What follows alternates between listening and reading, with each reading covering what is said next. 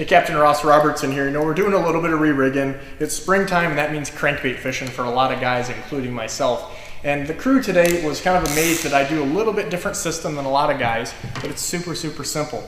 And one of the biggest mistakes I see guys make, at least in my opinion, is they're using too big of terminal tackle. I'm using a little size 2 dual lock snap, that's it, not a snap swivel. But a lot of times, you know, this time of year we're using, you know, braided line, sometimes we're using snap weights.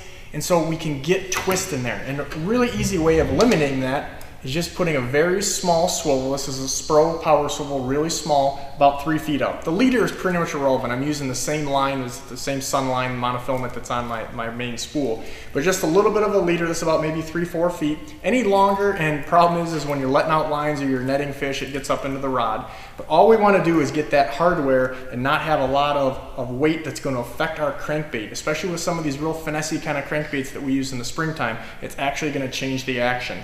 So what we want to do is have a little leader in there, but still have a small swivel up there that's not going to affect our action, but it's going to make sure that we don't have that twist in there when you're using something like the snap weights.